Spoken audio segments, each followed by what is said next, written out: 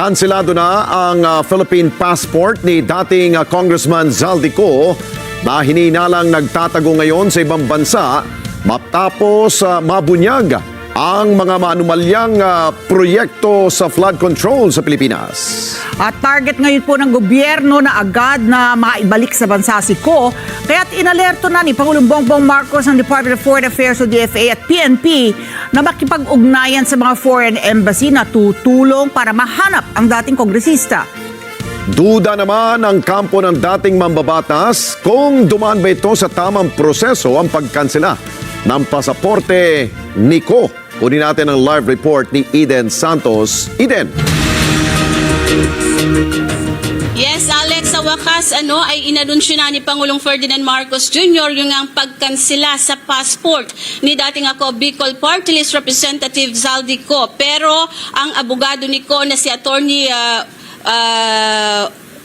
Rondain ay sinabi nito mismo na wala siyang natatanggap na mga impormasyon kaugnay nga nitong pagkansela sa passport ng kanyang kliyente. Tuluyan ng kinansila ang passport ni dating Bicol at House Appropriations Committee Chair Zaldico. May babalita ko po Mismong si Pangulong Ferdinand Marcos Jr. ang nag-anunsyo nito. Sa kanyang pinakabagong video ay iniulat ng Pangulo ang pagkansela sa passport ni Ko bilang bahagi pa rin ng tuloy-tuloy na mga investigasyon at kaso sa mga questionabling flood control projects ng gobyerno. May babalita ko po sa inyo na ang passport po ni Zaldico ay kanselado na. Agad na ipinag-utos ng Pangulo ang pakikipag-ugnayan ng mga kaukulang ahensya ng gobyerno at law enforcement agencies sa mga embahada sa iba't ibang bansa. Kaya in-instructionan ko na ang Department of Foreign Affairs, pati ang PNP, na makipag-ugnayan sa ating mga embassy sa iba't ibang bansa para tiyakin na hindi maaring magtago itong ating hinahabol na magtago doon sa kanilang bansa. At kung sakali man ay siya'y pupunta ron, ay i-report sa atin para naman ay maibalik natin siya dito sa Pilipinas. Sa tingin naman ni House Deputy Majority Leader Representative Zia Alonto Adjong, mas mabuti ng kinansila ang pasaporte ng dating mambabatas. Mahirap naman din kasi na magkansela ka ng passport na wala kang legal basis in enough evidence to do so. So to give you a short answer, it's better late than never. Duda naman ang abogado ni Ko na si Attorney Roy Rondain sa kanselasyon ng pasaporte ng kanyang kliyente. Sa inilabas na statement ni Rondain ay sinabi nito na wala siyang natanggap na impormasyon ukol dito. Anya sa katunayan ay kakatanggap lang niya ng Office of the Ombudsman's motion to cancel ng passport ni Ko na inihain sa 5th Division. May 5 araw anya siya mula ngayon para tutulan ito. Alex, bagaman naiulat na nga yung pagsuko mismo ni Sara Diskaya sa National Bureau of Investigation, muli itong kinumpirma ni Pangulong Ferdinand Marcos Jr. sa kanyang latest video kanina na kasabay ng paglabas nga ng kanyang anunsyo sa pagkansela sa passport ni Zaldico. Alex? Okay, Eden, binanggit rin ba ng Malacanang kung ano ang dahilan kung bakit ngayon lang kinansela? Di ba matagal na itong hiniling? Lalo't higit itong si Congressman Toby Chanco, matagal na itong hiniling sa DFA. Yes, Alex, kung natatandaan ninyo, ilang beses nga natin nang naitanong yan, yung pagkansela sa passport ni Zaldico, nais kasi ng Pangulo na maging matibay yung mga ebidensya laban kay Ko para naman kapag ka nag-submit na ng naghain na ng kaso laban sa kanya ay hindi masasayang. So ngayon, ito yung bahagi ng proseso, yung pagkansela naman sa passport ni Ko.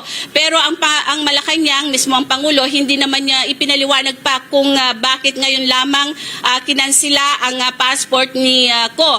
Pero kung nakita natin yung statement ng abogado ni Ko na si Attorney Roy Rondain, ay sinabi niya mismo na kaka-file pa lamang ng Office of the Ombudsman dun sa motion to cancel. Kaya nagtataka sila bakit meron ng kanselasyon sa passport ng kanyang kliyente, Alex. Sila rin ay walang impormasyon na natanggap ukol dito. Kung ngayon ay kanselado na ang kanyang pasaporte, ano ang susunod na hakbang?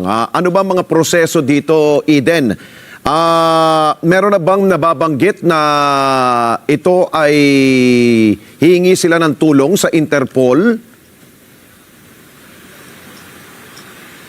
Alex, definitely yan yung inaasahan natin, kagaya nung ginawa dati doon sa kay dating Pangulong Rodrigo Duterte na humingi sila ng tulong sa Interpol para mas mapabilis nga yung paghuli dito kay Saldico, na definitely hinihintay natin kung yan ay gagawin ng Malacanang, especially ng law enforcement agencies na inatasan na rin naman ng Pangulo sa pamamagitan ng Department of Foreign Affairs na makipag-ugnayan na sa mga embahada sa iba't ibang bansa para sa mabilis na pagtukoy kung sa kinaroroonan ni Ko at mahuli na nga ito at maibalik dito sa bansa para harapin yung mga kasong kinakaharap niya kaugnay pa rin ng maanumalyang flood control projects.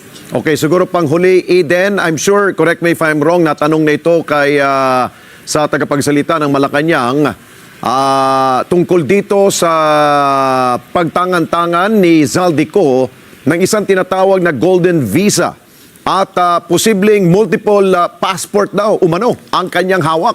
So paano yan? Kung kansiladong kanyang Philippine passport, kung meron siyang ibang mga pasaporte na kanyang tangan-tangan ngayon, parang makakabiyahe pa rin siya sa ibang bansa.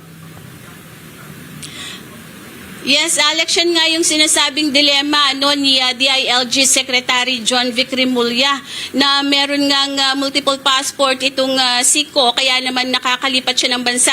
Ang impormasyon niya nung huli siyang ma-interview sa palasyo sa Malacanang sa press briefing, nasa Portugal nga itong si Ko, at yan ang kanyang isa sa nasabi, medyo namumroblema sila dun sa kanyang visa. Hindi lamang pala passport Alex, maging yata yung kanyang visa ang sinasabi ni Secretary John Vic Rimulya. Okay, sige. Maraming salamat sa iyo, Eden Santos. Mata natin dyan po sa Malacanang.